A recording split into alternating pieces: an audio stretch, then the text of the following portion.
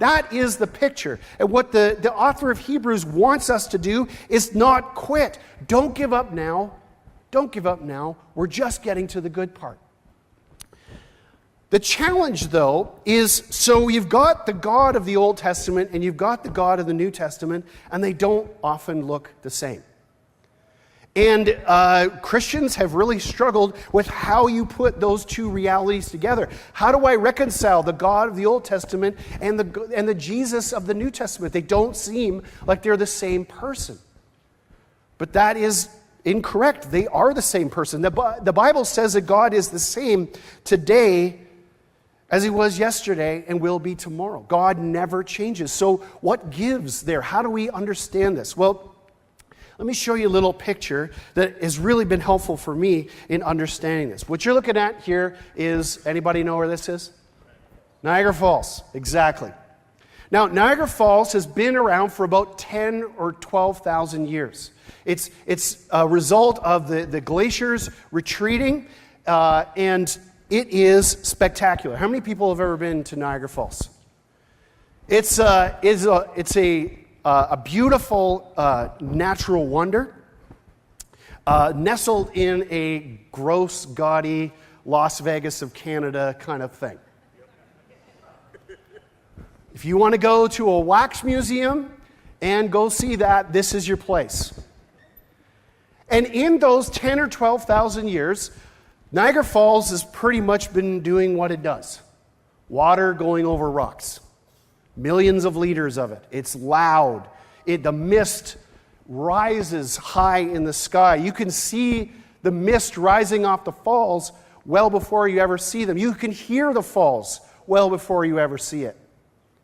It's an awesome thing. But human beings have been interacting with the falls for a long time. In those 10,000 years, indigenous people saw this place as a sacred spot. And it was a place to hear from God. It was a thin place. It was sacred, and you would go there and you would listen, and your ancestors would communicate with you. When the first explorers came, some of the priests that showed up there thought it was an awful, demonic, horrible place where bad spirits were. This place has been the honeymoon capital of the world for 200 years. They have more heart-shaped tubs per capita than anywhere else on planet Earth. By the way, never be in one of those tubs. That's the grossest thing you could possibly imagine. Anyway, moving on. When other people have looked at the falls, there was a 63-year-old teacher in 1901 who looked at those falls and took it as a personal affront to her womanhood. And so she got in a barrel and she rode over the falls. And she broke many, many bones in her body, but she lived to tell the tale. And those falls, daredevils, have taken Niagara Falls as a personal challenge. And many people have died doing it. By the way, if you go to Niagara Falls and you get the idea you're going to go over in a barrel, don't, because you will be arrested on the spot. Okay? Just a little pro tip. The other people have seen the falls as a source of hydro energy. New York State powers, it's its biggest electricity producer. And they actually can shut the falls off. Both sides of the river up from the falls are hydro dams, and they can literally close the water faucet off. So they let it flow more freely in the summer because that's when most of the tourists are there, and then it doesn't flow as fast in the winter. This is a tourist attraction. It's actually one of the oldest tourist attractions in North America. The Maid of the Mist, there's a little boat that kind of goes down around the bottom there. It's been around, I think it's been sailing since 1846. So what is going on this? Has Niagara Falls actually changed 15 or 20 times? Is Niagara Falls any different today than it was 10,000 years ago? No, not actually. Not really. What changes are the people and how they interact with it. When they look into that cavern, when they look into that depth, when they hear that sound, they How you see Niagara Falls tells you more about the person than it does about the falls themselves. Does that make sense? So how do we reconcile this, or what does this have to do with God? Well, I'm glad you asked. God does not change. He stays the same. That's what the Bible teaches us. What does change is that he is in a relationship with a world that is in constant change. And how we see God actually tells us more about ourselves than it does about God. And the revelation that Jesus brought is that God is not who you thought he was. That is the big revolution. This is what's getting the Jewish people, these Jewish Christians, in trouble with their Jewish neighbors, is that they see God in a brand new way. And so the author is saying, this is amazing news. This is worth staying in it for. This is the amazing thing about Jesus. But sadly, and here's something that I think is fundamental to human nature, is that we actually prefer wrathful gods.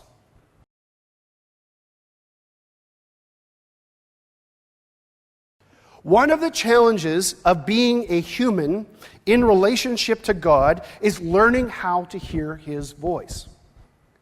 And one of the first questions people ask when they are starting to get to know God is, how do I know it's God speaking to me? How do I know it's God speaking to me and not my own voice in my own head? That's one of the challenges. Another challenge that people have when they try to hear from God is that God's voice often gets drowned out by the other voices in their life.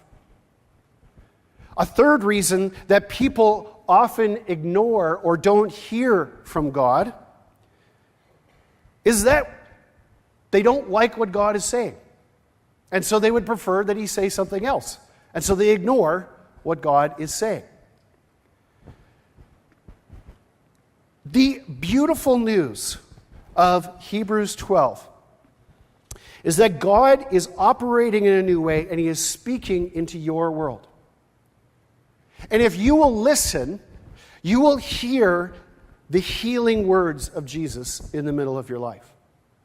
But the challenge is you have to create space for that to happen.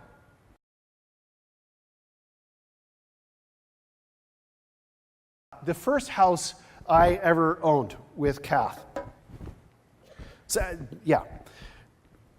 This is in Kingston, Ontario. This house was built in the early to mid 1800s. So that actually makes this house older than the province of Saskatchewan. And this house was neglected for years. It was neglected for years. The rent control came in Kingston, and the family that was living there got a really good deal on this house. I think they were paying like $300 a month in rent, which isn't enough to actually keep up the property on the part of the landlord. So I think the landlord basically said, you can keep paying this rent, but I'm not going to fix a single solitary thing. And it was broken in 100 different ways. And it was my first house, and I am a relatively handy guy, but this was really far beyond my skill set. And Joe was reminding me in the green room that he actually came to my house and stayed overnight, and he was brushing his teeth in the bathroom upstairs, and he knocked his toothbrush off, and his toothbrush wound up in the basement of my house just by knocking it off the edge of the sink. So that should tell you a little bit about what I was up against. And so you would like think up little simple projects like, gee, I'd really like to have this light switch not start burning my house down anymore. It was like one of those 2-button push switch deals.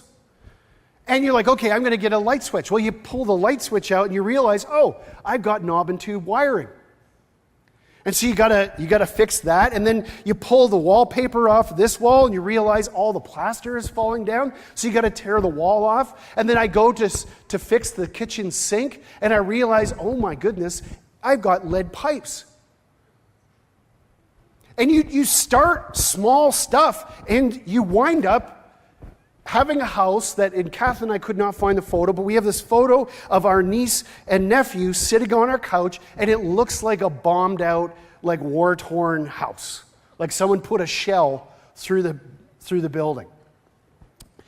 And there were times when I actually wanted somebody to do that because I was so frustrated with this house.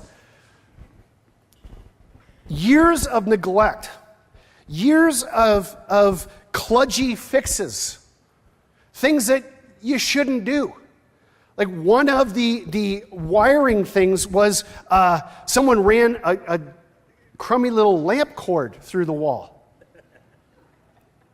You don't have to know much about electricity, you shouldn't do that, okay? And so you'd go to fix a little thing, and then it would turn into a massive thing.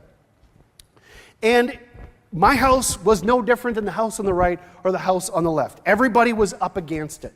And Soren was born this was the first house that he lived in, and my neighbor, his name was Tim Forbes, but Soren's name for Tim was Tim Bang, because Tim was always making a loud noise. Because you sometimes had to knock walls down. You sometimes had to get down and dirty. You sometimes had to rip and tear.